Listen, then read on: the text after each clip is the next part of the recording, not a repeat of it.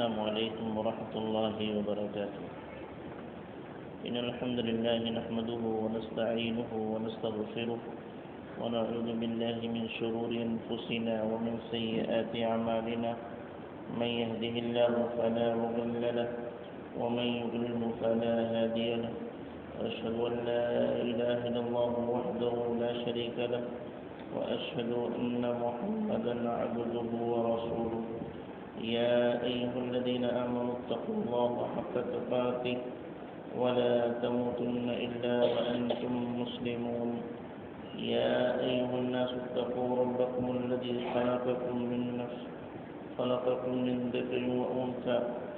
يا أيها الناس اتقوا ربكم الذي خلقكم من نفس واحدة وجعل منها زوجها ليسكن إليها.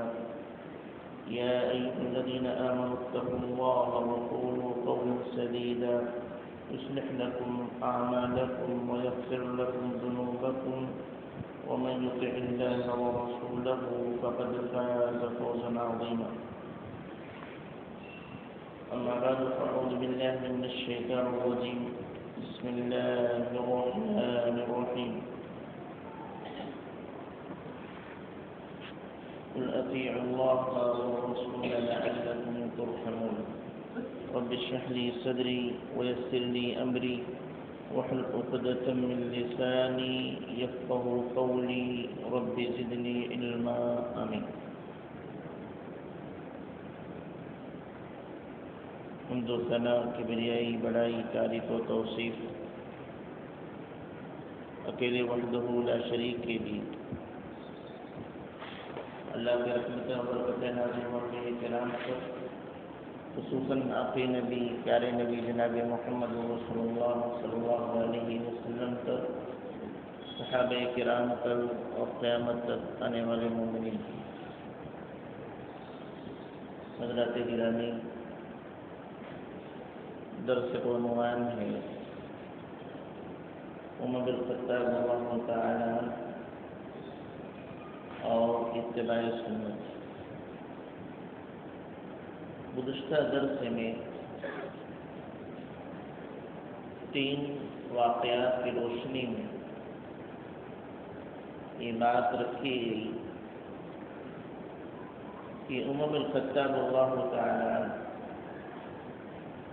عنہ ہر معاملے میں نبی کریم صلی اللہ علیہ وسلم کی اتباع اور پیروی کرتے تھے. کسی بھی معاملے میں نبی سے آگے بڑھنے کی کوشش نہیں کرتے. 3 واقعہ میں نے رکھا تھا. ایک تو یہ کہ جب وہ طواف کر رہے تھے اور طواف کے اندر ایک عمل ہے رمی، جو اس کا درس میں اس کی تشریح ہوئی تھی. اس عمل کا ایک پس منظر تھا کہ کفار کو دکھلانے کے لیے اس عمل کو اللہ کے نبی نے صحابہ کرام سے کرنے کا حکم دیا. تو ہم خطر اللہ تعالیٰ فرماتے ہیں کہ اب تو وہ ضرورت رہ ہی نہیں گئی، مکہ میں کوئی کافر ہے ہی نہیں، تو رمل کرنے کی ضرورت کیا ہے. لیکن چونکہ پیارے نبی صلی اللہ علیہ وسلم نے کیا ہے اس لیے میں کروں گا. ایسے ہی حضرت اسود کو بوسہ دینے والی بات آئی تو اپنا عقیدہ ظاہر کیا کہ اے حضرت اسود، تو ایک پتھر ہی تو ہے، نہ تو نفع دے سکتا ہے نہ نقصان پہنچا سکتا ہے. اگر میں نبی کریم صلی اللہ علیہ وسلم کو تجھے بوسہ دیتے ہوئے نہ دیکھتا تو تجھے بوسہ نہ دیتا. یعنی حضرت اسود کو بوسہ دینے کی وجہ صرف یہ ہے نبی کی اتباع ہے، کوئی اور وجہ نہیں. ایسے ہی عورتوں کو مسجد میں آنے کی اجازت محض اس بنیاد پر وہ دیتے تھے کیونکہ اللہ کے نبی نے فرمایا تھا لا تمنعوا اماء اللہ عن المساجد، کہ اللہ کے بندیوں کو مسجدوں سے مت روکو. اور اسی وجہ سے ان کو غیرت آتی تھی کہ ان کی گھر کی عورتیں، ان کی بیوی عشاء کی نماز میں مسجد پہنچتی تھی، فجر کی نماز میں مسجد پہنچتی تھی، ان کو اچھا نہیں لگتا تھا، لیکن چونکہ اللہ کے نبی نے فرمایا تھا روکنا نہیں، اچھا نہ لگنے کے باوجود یہ اللہ کے نبی کے حکم پر عمل کرتے ہوئے اپنی بیوی کو مسجد میں آنے سے نہیں روکتے۔ یہ 3 واقعات میں نے آپ کے سامنے رکھے تھے، جس سے یہ ثابت ہوتا ہے کہ عمر بن الخطاب رضی اللہ تعالی عنہ نبی کریم صلی اللہ علیہ وسلم کی اتباع کرتے تھے، آپ کی سنت کو اپناتے تھے، نبی کے طریقے پہ چلتے تھے۔ سنت کے مقابلے میں ایک دوسری چیز آتی ہے جس کو کہتے ہیں بدعت۔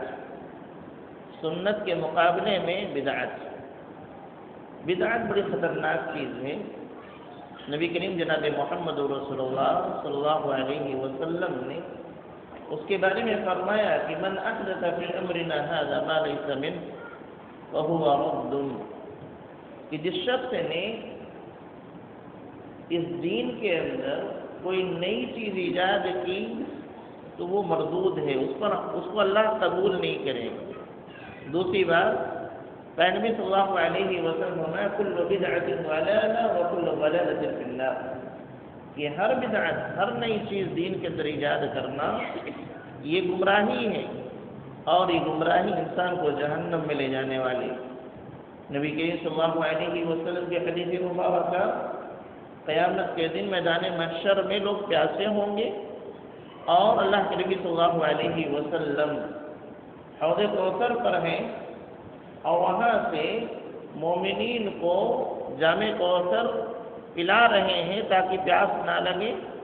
اسی درمیان کچھ لوگ ایسے آئیں گے جو پانی کے لیے آنا چاہتے ہیں، صحابہ کرام ان کو روک لیں گے۔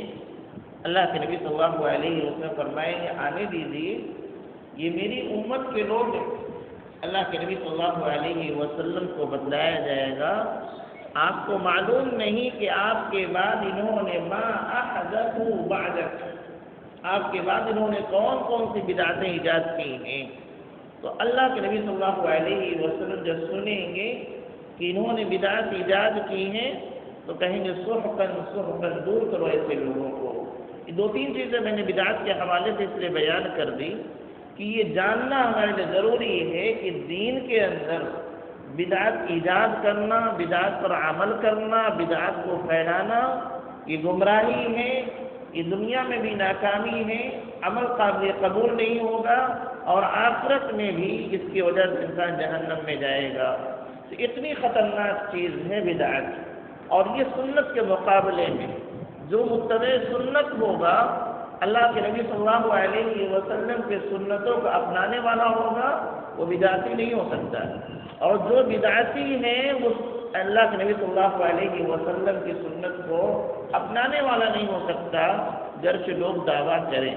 اس تمہید کے بعد میں یہ بات رکھنا چاہتا ہوں کہ ایک طرف عمر بن الخطاب رضی اللہ تعالی عنہ نبی کریم صلی اللہ علیہ وسلم کی سنت کی اتباع کرنے والے، گزشتہ درس میں یہ بات آئی اور اس کا خلاصہ میں نے آپ کے سامنے رکھا کہ 3 واقعات کی روشنی میں میں نے ثابت کیا کہ عمر بن الخطاب رضی اللہ تعالی عنہ سنت کی پیروی کرنے والے، نبی کی اتباع کرنے والے تھے۔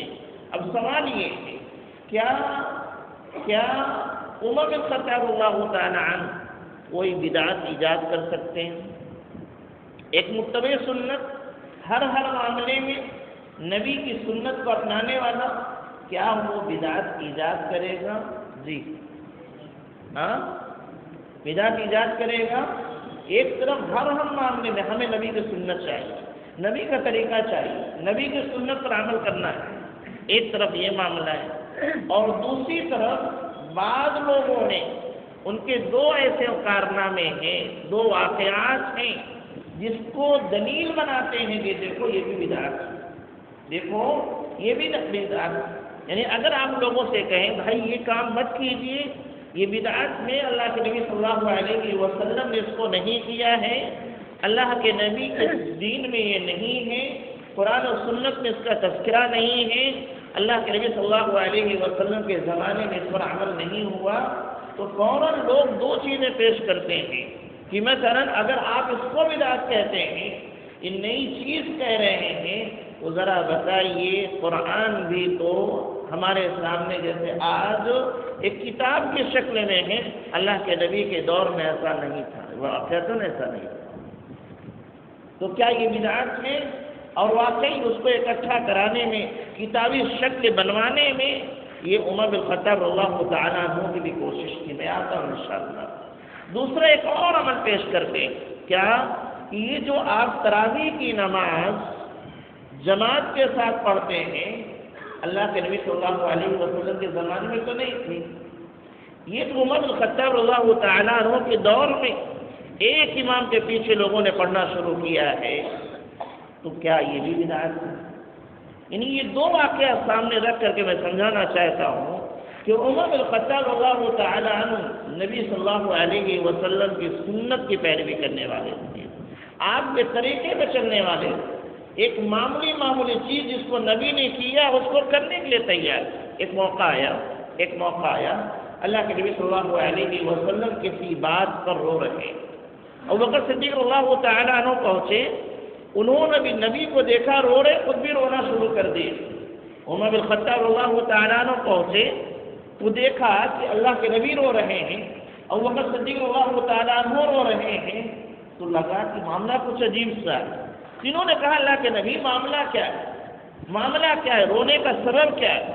اگر وہ سبب معلوم ہو تو میں روؤں، اور اگر مجھے رونا نہ آئے تو رونے کی میں ایکٹنگ کر لوں گا تاکہ آپ کی اتباع ہو جائے۔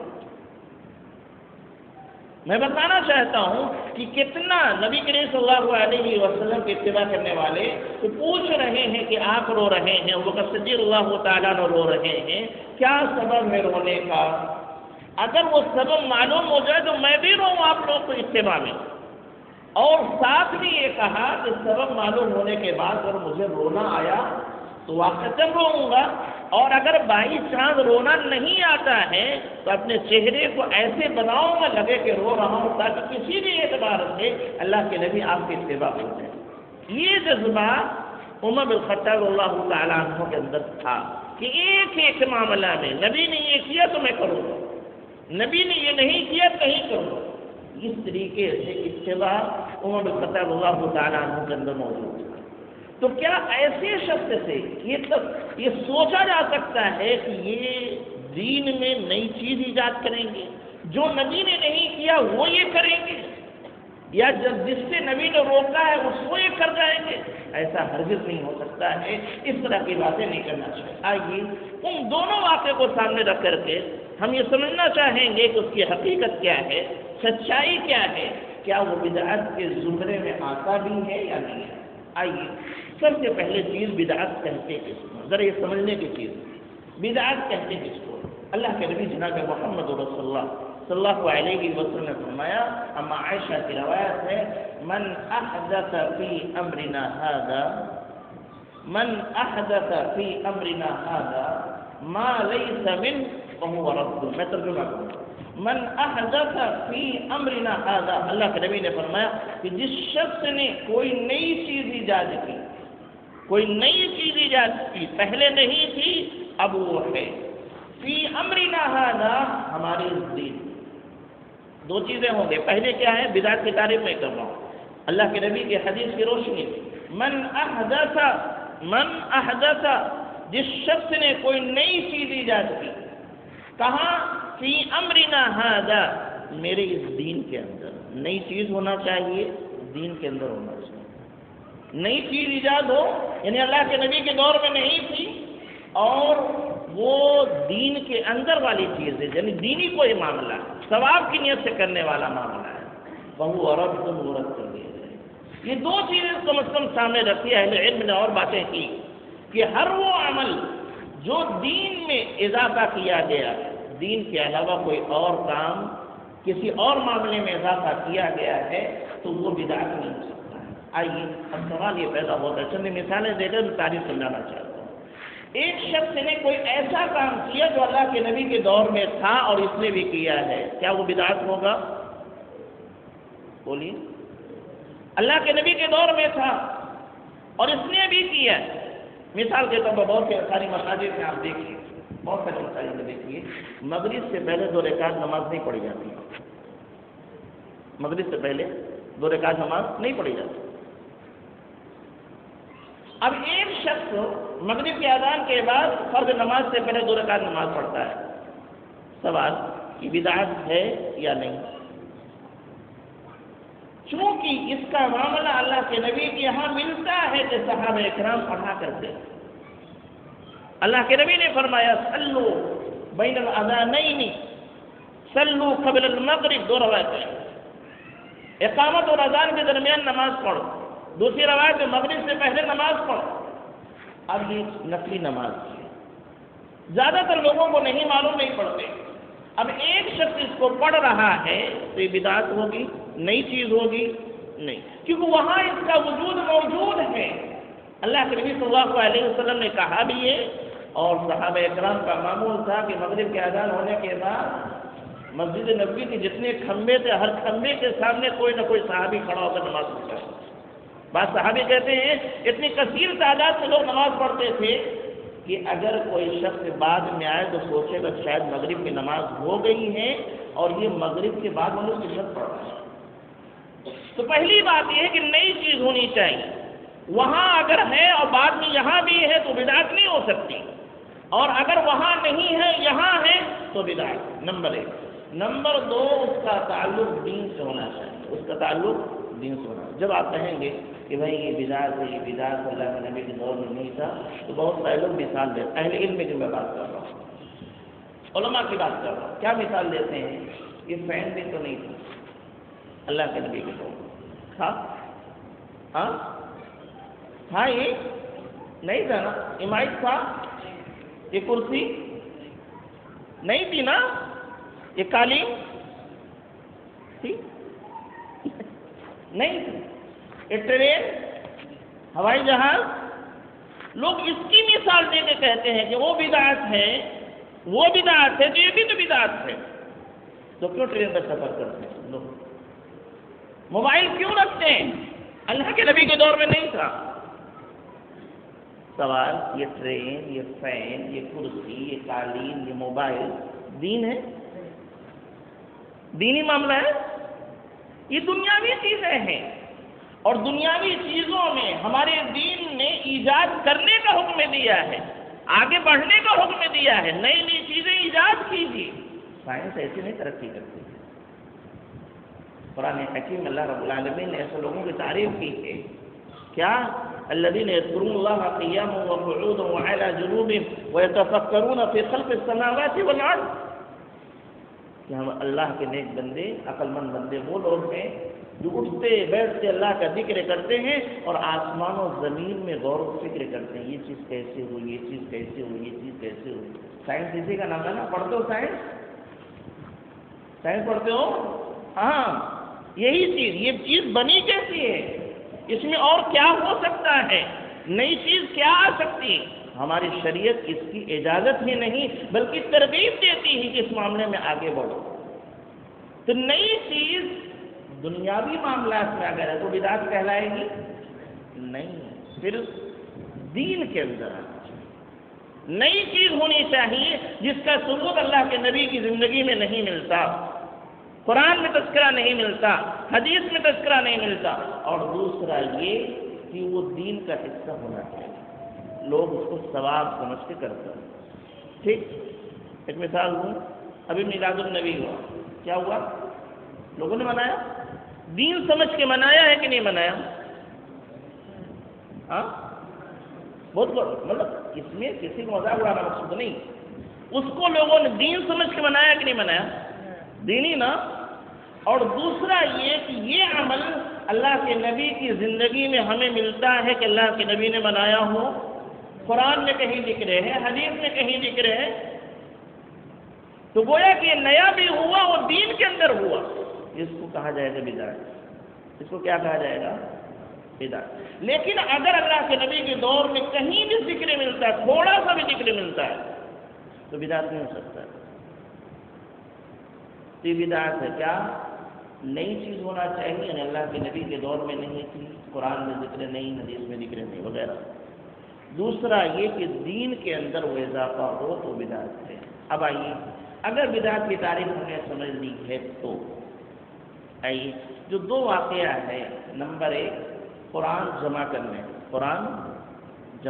کا، اور دوسرا تراویح کو جماعت کے ساتھ پڑھنے کا۔ اب یہ دونوں دین کا حصہ ہے کہ نہیں حصہ؟ ہاں، اب یہ نیا ہے یا نہیں ہے؟ یہ دو چیزیں ہم کو دیکھنا ہے۔ اگر یہ دو چیزیں پائی جائے کہ نئی بھی ہے اور دین کا حصہ بھی ہے تو بدعت ہو جائے گی، اور اگر یہ دونوں چیزوں میں سے ایک چیز بھی نہ پائی جائے تو بدعت نہیں ہو سکتی۔ آئیے، قرآن کریم اللہ کے نبی جناب محمد رسول اللہ صلی اللہ علیہ وسلم کے دور میں نازل ہوتا تھا۔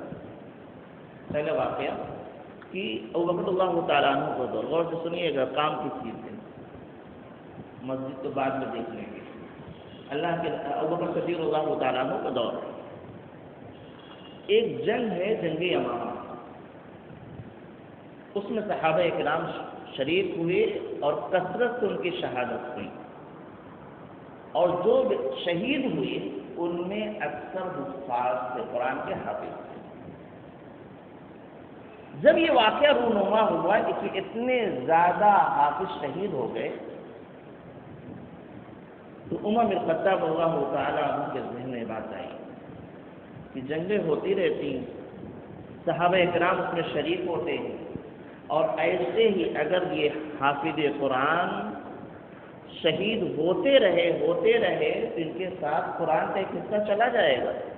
کہیں ایسا نہ ہو کہ زیادہ تر صحابہ کرام جو حافظ ہیں وہ شہید ہو جائیں تو قرآن ابھی ہمارے سامنے کتابی شکل میں نہیں، تو یہ قرآن ضائع نہ ہو جائے، اس لیے بار بار آ کر کے عمر صدیق اللہ تعالیٰ عنہ کہنے لگے کہ اے امیر المومنین، آپ قرآن کو اکٹھا کرا دیجیے۔ وہ کہتے تھے میں نہیں کروں گا، یہ کہتے تھے آپ اس کو اکٹھا کرا دیجیے، خدشہ ہے کہ حفاظ شہید ہو رہے ہیں، کہیں قرآن ضائع نہ ہو جائے، اس کی حفاظت کے لیے اس کو اکٹھا کرا دیجیے۔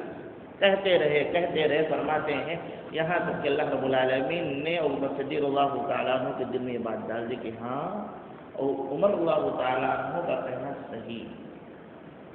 چنانچہ انہوں نے حضرت زید بن ثابت اللہ تعالیٰ عنہ کو بلوایا، جو اللہ کے نبی صلی اللہ علیہ وسلم کے دور میں بھی قرآن لکھا کرتے تھے، وہی آتی تھی، اللہ کے نبی قرآن لکھتے۔ ان سے کہا کہ ایسا کرو، قرآن کا جو حصہ جہاں ہے اس کو اکٹھا کرو، ایک جگہ کرو۔ زید بن ثابت اللہ تعالیٰ فرمایا یہ کام میرے لیے اتنا بھاری تھا کہ اگر اس کے مقابلے مجھ کو کہتے کہ اس پہاڑ کو کھود کر کے یہاں سے وہاں کر دو، میں کر لیتا، لیکن قرآن کو یکجا کرنا، حفاظت کرنا، کچھ ضائع نہ ہونے پائے، اتنی بڑی ذمہ داری مجھ کو لگ رہی تھی کہ کیسے اس کو انجام دوں گا۔ بہرحال انہوں نے یہ کام کیا۔ اب کیسے کیا اس کو سمجھیں آپ، اور وہیں سے یہ بات نکل کے آ جائے گی کہ نئی چیز تھی کہ نہیں تھی۔ یہ قرآن کو اکٹھا کرنا یہ نئی چیز تھی کہ نہیں تھی؟ اللہ کے نبی صلی اللہ علیہ وسلم کے دور میں جب قرآن نازل ہو جاتا تو اولاً اللہ کے نبی صلی اللہ علیہ وسلم اس کو یاد کر لیتے، ایک کام۔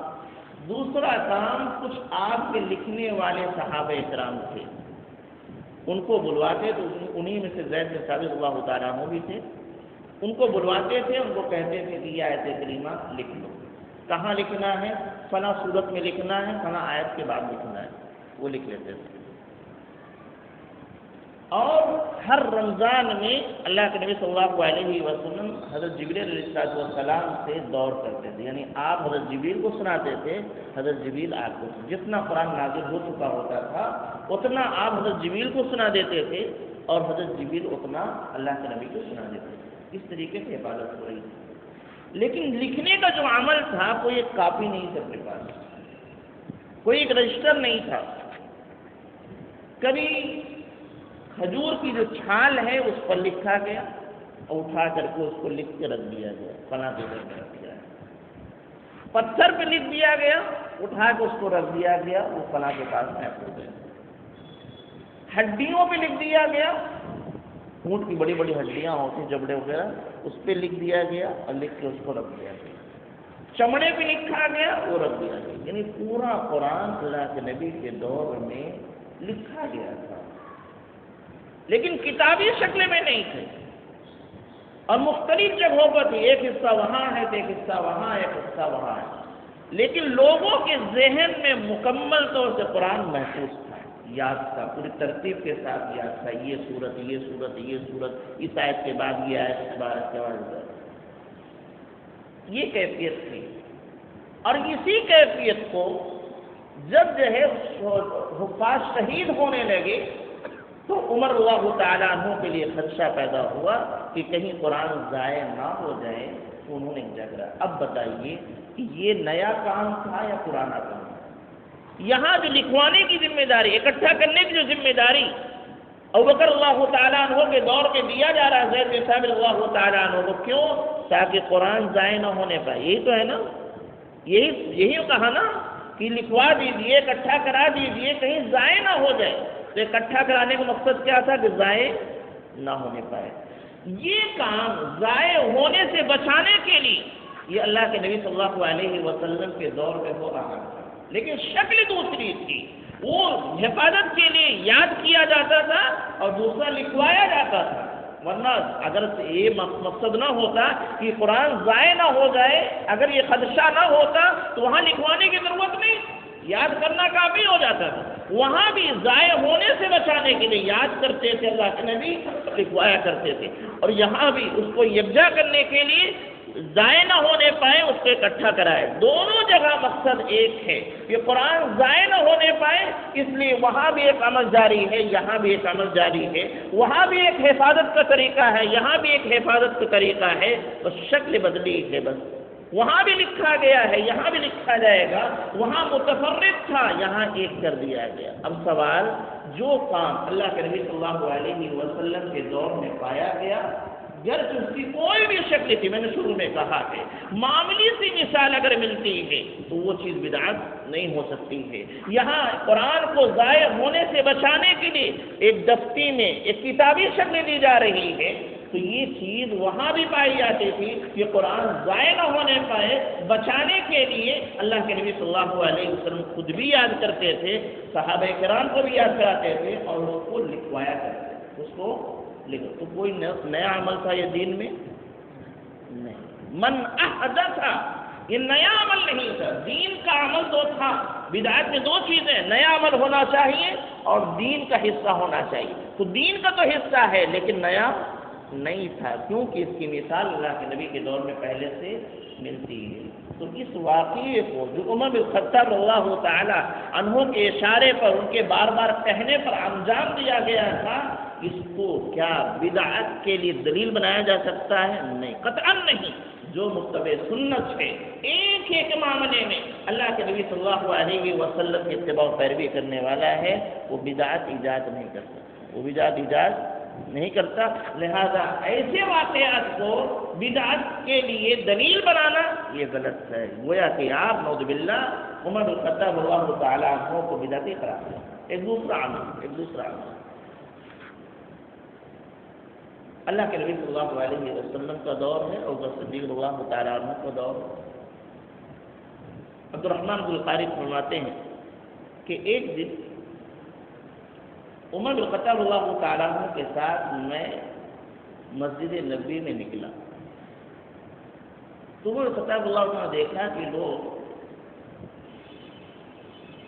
تراویح کی نماز قیام اللیل کر رہے ہیں، کوئی ادھر الگ کر رہا ہے، کوئی ادھر الگ کر رہا ہے، کوئی 3 آدمی کی جماعت بنا کے اپنا پڑھ رہا ہے، کوئی ادھر 4 آدمی کی جماعت بنا کے پڑھ رہا ہے، یعنی متفرق لوگ نماز قیام اللیل کر رہے ہیں، جب تراویح کی نماز پڑھ رہے ہیں، لیکن الگ الگ۔ انہوں نے اس کو دیکھا اور دیکھنے کے بعد انہیں سے یہ بات کہا تھا انہوں نے کہ انی ارى لو جمعت هؤلاء على قارئ واحد، کہ میرا خیال ہے کہ ان تمام لوگوں کو میں ایک قاری کے پیچھے یعنی ایک امام کے پیچھے اکٹھا کروں کہ ابھی ادھر ایک لوگ پڑھ رہے ہیں، ادھر کچھ لوگ پڑھ رہے ہیں، ادھر ایک جماعت بنی، ادھر ایک جماعت بنی، ایک ہی مسجد کے اندر.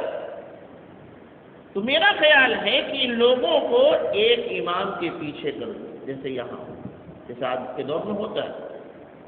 لکان احسن لکان امثل، تو یہ زیادہ بہتر ہوتا. سنا انہوں نے کیا کیا، اسی موقع پر ایک ابی بن کعب اللہ تعالی صحابی رسول ہیں، ان کو حکم دیا، اور ایک دوسرے صحابی ہیں تمیم داری اللہ تعالی عنہ، ان سے کہا کہ آپ جو ہے ان لوگوں کو نماز پڑھائیں اور ان لوگوں کو 11 رکعت نماز پڑھائیں جماعت کے ساتھ. موقع امام مالک کی روایت ہے، بخاری کی روایت اتنا ہے کہ جو ہے ان لوگوں کو ایک جماعت کے ساتھ نماز پڑھائیں. اور موقع امام مالک میں اس کی صراحت ہے کہ 11 رکعت پڑھائیں. یہ عمل ہوا. سوال یہ ایک امام کے پیچھے تمام لوگوں کو یکجا کر دینا یا جماعت کے ساتھ تراویح پڑھنا، کیا یہ بدعت ہے؟ اس کو بھی لوگ دلیل بناتے ہیں. یعنی اتنے بڑے متبع سنت کو کہ اللہ کے نبی کے ایک ایک عمل کو کرنے کے لیے پریشان. اللہ کے نبی نے کیا تو میں بھی کروں گا. میں نے مثال دیا کہ رونا نہیں آئے گا تو کیا ہوا، رونے جیسا منہ بنا دوں گا. ان کے بارے میں جب بدعت کرنے والوں سے کہا جاتا ہے کہ کام بدعت مت کیجیے، کہتے پھر جماعت کے ساتھ تراویح کی نماز کیوں پڑھتے ہیں؟ یہ بھی تو اللہ کے نبی کے دور میں نہیں تھا. تو سوال یہ ہے کیا واقعتاً بدعت کی دونوں چیزیں، دونوں شرطیں پائی جا رہی ہیں؟ دونوں شرطیں کیا ہیں؟ نمبر 1 نیا کام ہونا چاہیے. نمبر 1 کیا ہے؟ نیا کام ہونا. نمبر 2 دین کا حصہ ہونا چاہیے. یہ جماعت کے ساتھ نماز پڑھنا، تراویح کی نماز پڑھنا، یہ دین کا حصہ ہے کہ نہیں؟ ایک چیز تو پائے گی، لیکن کیا یہ نیا ہے؟ کیا اللہ کے نبی صلی اللہ علیہ وسلم نے کبھی جماعت کے ساتھ تراویح کی نماز نہیں پڑھی؟ لوگ یہ کہتے ہیں نہیں پڑھی. آیا رمضان میں 3 راتوں میں اللہ کے نبی صلی اللہ علیہ وسلم نے جماعت کے ساتھ تراویح کی نماز پڑھی. پہلی نماز اللہ کے نبی صلی اللہ علیہ وسلم نے جب جماعت کرائی تو عشاء کے فوراً بعد، تو کچھ صحابہ کرام کو معلوم نہیں پڑا. دوسرے دن پتہ چلا کہ اللہ کے نبی صلی اللہ علیہ وسلم نے آج رات میں جماعت کے ساتھ نماز پڑھایا. تو دوسرے دن وہ لوگ بھی اکٹھا ہو گئے. اللہ کے نبی صلی اللہ علیہ وسلم دوسرے دن دوسری رات میں تراویح کی نماز پڑھائی تو آدھی رات کے بعد جماعت کے ساتھ پڑھائی. پھر تیسری رات آئی، صحابہ کرام اور اکٹھا ہو گئے. اللہ کے نبی صلی اللہ علیہ وسلم نے آخری پہر میں پڑھائی اور صحابہ کرام فرماتے ہیں کہ ایسا لگا کہ ہم لوگ کی سحری چھوٹ جائے. طویل قیام اللہ کے نبی کو ہوا. 3 دن ہو گیا جماعت کے ساتھ اللہ کے نبی نے پڑھائی. چوتھے دن پھر صحابہ کرام اکٹھا. اللہ کے نبی صلی اللہ علیہ وسلم اپنے حجرے سے نکلے نہیں.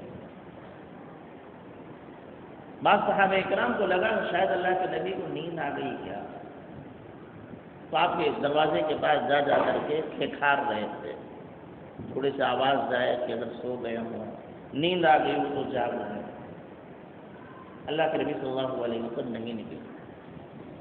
صبح ہوئی تو آپ نے صحابہ کرام سے ایک جملہ کہا، ایک بات کہا، آپ لوگوں کا آنا اور میرے دروازے کے قریب آ کر کے آواز ہلکی سے بلند کرنا، یہ سب مجھے معلوم ہے، میں سن رہا تھا، لیکن میں اس خدشے کی وجہ سے باہر نہیں نکلا اور جماعت کے ساتھ نماز نہیں پڑھایا کہ کہیں تمہارے شوق کو دیکھ کر کے کہ رات میں جماعت کے ساتھ تراویح کی نماز پڑھنے کے لیے اتنا تم پریشان ہو، اتنا شوق تمہارے اندر ہے، کہیں اس شوق اور جذبہ کو دیکھتے ہوئے اللہ رب العالمین اس نماز کو فرض نہ کر دے.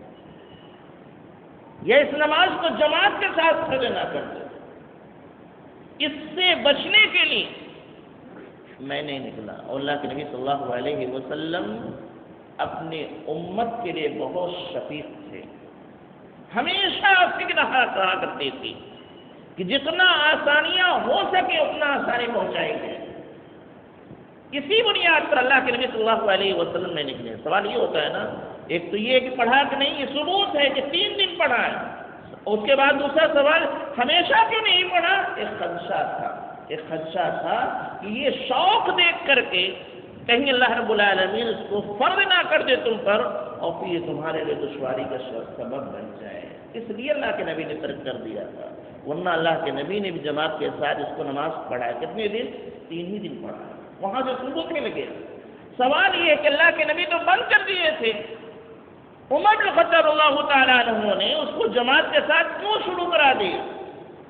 جواب اس کا یہ ہے کہ جو خدشہ تھا وہ خدشہ ختم ہو گیا۔ وہاں خدشہ کیا تھا کہ تمہارے شوق کو دیکھ کر کے اللہ رب العالمین کہیں اس کو فرض نہ کر دے۔ تو یہ فرض کرنے کا معاملہ جب تک اللہ کے نبی باحیات تھے، جب تک شریعت نازل ہو رہی تھی، جب تک وحی آ رہی تھی، تب تک خدشہ ہے۔ اللہ کے نبی صلی اللہ علیہ وسلم کے انتقال کے بعد، وحی کے مکمل ہو جانے کے بعد، دین کے مکمل ہو جانے کے بعد اب اس میں اضافہ بھی گنجائش نہیں تھی۔ جو فرض ہونا تھا وہ ہو گیا، جو حرام ہونا تھا وہ ہو گیا، اب اس میں بدلاؤ نہیں ہونے والا ہے۔ تو عمر بن الخطاب اللہ تعالیٰ عنہ کے دور میں وہ خدشات نہیں تھے، اس لیے انہوں نے اس کو شروع کرا دیا۔ یعنی یہ نہ تو انہوں نے کوئی نئی چیز ایجاد کی ہے اور نہ ہی نبی کریم صلی اللہ علیہ وسلم کی مخالفت کی ہے کہ اللہ کے نبی نے بند کر دیا تھا انہوں نے چالو کرا دیا، نہیں، وہ ایک خدشہ تھا، اس خدشے کے پیش نظر اللہ کے نبی نے بند کر دیا تھا اور ان کے دور میں وہ خدشہ نہیں رہا، اس لیے انہوں نے اس کو شروع کرا دیا۔ تو یہ بدعت ہوا، یعنی اس کی اصل مل نہیں ہے، نیا کام نہیں ہے، اس کام کو تو اللہ کے نبی نے کیا تھا اور ایک خدشے کے تحت بند کر دیا تھا، بس اتنا ہی تھا۔ اب اسی پرانے کام کو انہوں نے شروع کر دیا۔ یہاں ایک لفظ آ گیا ہے جس کی وجہ سے بعض لوگ تھوڑا پریشان ہوئے اور کہا دیکھو بدعت تو کہا۔ عمر بن الخطاب اللہ تعالی عنہ نکلنے کے بعد دیکھا ایک امام کے پیچھے تمام لوگ جماعت کے ساتھ نماز پڑھ رہے ہیں، تراویح کی نماز۔ کہا نعم البدعۃ هذه، نعم البدعۃ هذه، کتنا اچھا عمل، کتنا اچھا عمل، اس میں ایک لفظ ہے بدعہ۔ تو لوگ کہتے ہیں انہوں نے بدعت کا لفظ، اللہ یعنی عمر بن الخطاب اللہ تعالیٰ عنہ نے کہا کہ بدعت کا لفظ استعمال کر لیا ہے، لہذا یہ اچھی بدعت ہے، یہ اچھی بدعت ہے، انہوں نے اس کو ایجاد کیا نہیں۔ دیکھیے بدعت کا معنی ایک تو ڈکشنری کے اعتبار سے ہوتا ہے، ایک شرعی اعتبار سے، میں نے جو بتایا وہ شریعت کے اعتبار سے کہ دین میں نئی چیز ایجاد کرنا وہ بدعت ہوتی ہے، اور ایک ہوتا ہے ڈکشنری کے اعتبار سے کہ کوئی نیا کام جو نہیں ہو رہا تھا شروع کر دیا گیا ہے تو اس کو بدعت کہا گیا ہے۔ تو بہرحال ان دو واقعات کی مجھے وضاحت کرنی ضروری تھی کہ عمر بن الخطاب اللہ تعالیٰ عنہ کی ان دونوں واقعات کی روشنی میں بعض لوگ بدعت کے کاموں پر دلیل بنانا چاہتے ہیں کہ دیکھو اگر آپ اس کو بدعت کہتے ہیں تو یہ اس طرح کا کام تو عمر بن الخطاب اللہ تعالیٰ عنہ نے کیا۔ جب کہا جائے کہ اللہ کے نبی کے دور میں یہ نہیں ہوا تو کہتے ہیں تراویح کی نماز جماعت سے کیوں پڑھتے ہیں، اللہ کے نبی کے دور میں کیوں نہیں ہوا۔ جب کہا جاتا ہے یہ فلاں کام اللہ کے نبی نے نہیں کیا تو کہتے ہیں کہ قرآن جو کتابی شکل میں اللہ کے نبی کے دور میں نہیں تھا وغیرہ وغیرہ۔ تو اس کی وضاحت کے لیے میں نے ان دونوں واقعات کو سامنے رکھ کر کے ثابت کرنے کی کوشش کی ہے۔ نعوذ باللہ، عمر بن الخطاب اللہ تعالیٰ بدعتی نہیں تھے، وہ بدعت کا سپورٹ کرنے والے نہیں تھے، بلکہ وہ متبع سنت تھے، اللہ کے نبی کی اتباع کرنے والے تھے۔ ایک ایک عمل اللہ کے نبی نے کیا ہے تو کریں گے، نہیں کیا ہے تو نہیں کریں گے۔ الہ ہمیں سمجھانے کی توفیق دے، ہمیں کتاب و سنت کی زندگی گزارنے والا بنا، بار الہ نبی کریم صلی اللہ علیہ وسلم کے نقش قدم پر چلنے والا بنا، صحابہ کرام کی اتباع و پیروی کرنے والا بنا۔ آمین تقبل رب العالمین۔ السلام علیکم۔